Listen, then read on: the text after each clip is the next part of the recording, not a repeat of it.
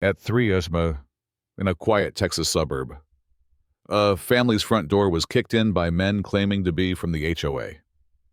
But what they didn't know was who they were dealing with. Inside that home was a retired Navy SEAL, a father who'd spent his life protecting others, and tonight, he was ready to defend his own. This is the true story of how one man's courage exposed a dangerous scam and sparked real change. It was 3:04 a.m. when the front door exploded inward. Not just creaked, not just opened. It exploded. The Parkers lived in a modest brick home in a quiet Texas suburb where danger usually meant a stray dog or a missed garbage day. But that night, chaos stepped over the threshold in military boots. 3 men in tactical vests rushed in, shouting about HOA violations and unpaid fees. Their badges were silver, but the fear in their voices was real. They looked like authority until you looked closely. No real patch, no unit insignia, their uniforms weren't clean. They were curated. Upstairs, Ethan Parker had been asleep. He was 15, lanky, and growing into his bones. But his instincts kicked in the moment he heard the crash. He crouched at the top of the stairs, barely breathing. He saw the fear in his mother's face, the way she clutched his little sister like she might vanish if she let go. And he saw his father.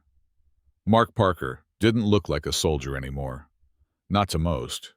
He spent his days as a contractor, occasionally volunteering at the community center. The beard had gone gray. The medals were boxed somewhere in the garage. But that night, Ethan saw something ancient flicker to life behind his father's eyes. Mark moved without sound. He didn't shout or panic.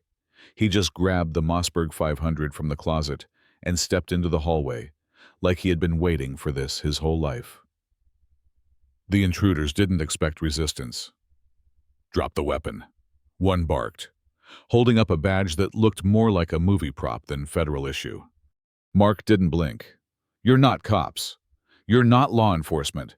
You're trespassing in my home." The man on the left raised a stun gun. Mark fired a warning shot into the ceiling. Dust rained down. The intruders froze. Ethan, still crouched, pulled out his phone and dialed 911. The operator asked, "Is the threat still active?" "Yes," Ethan whispered, "but not for long." Downstairs, Mark's voice was calm and measured. "You leave now, and you walk out. You don't, and you crawl." One man turned to flee. The second hesitated.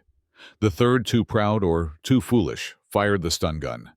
The prongs hit Mark in the chest. His body seized, knees buckled, but he didn't drop the shotgun. It clattered, but stayed close.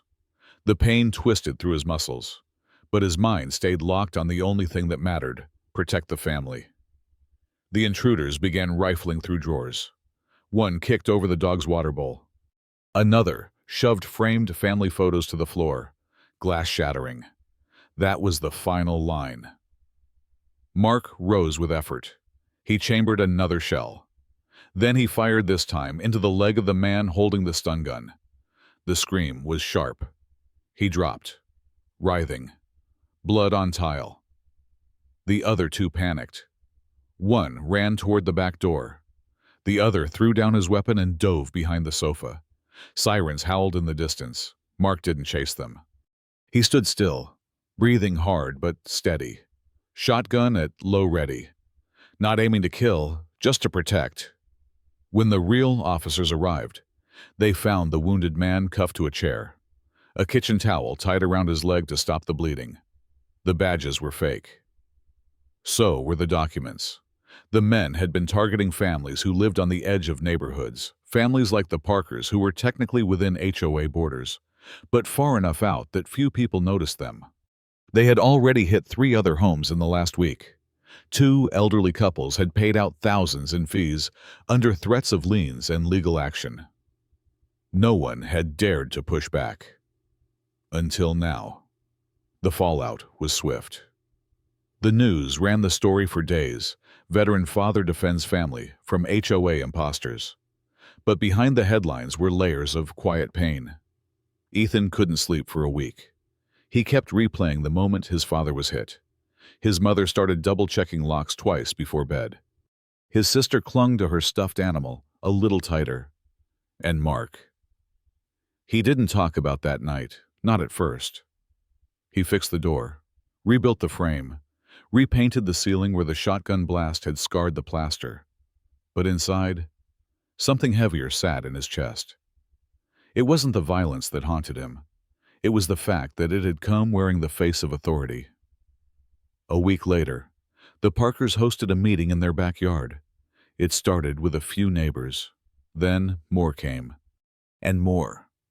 People who had been fined unfairly, families who had been harassed, elderly couples who had received threats but thought they were alone. Together, they gathered signatures for an emergency HOA vote. They demanded oversight. They contacted the Attorney General's office. They uncovered a web of outdated bylaws and zero accountability loopholes exploited by those impersonators and allowed to exist by silence. Within a month, legislation passed locally requiring that any HOA enforcement must be accompanied by a police liaison. Any impersonation of official capacity, especially in uniform, would now carry mandatory sentencing. They called it the Parker Amendment.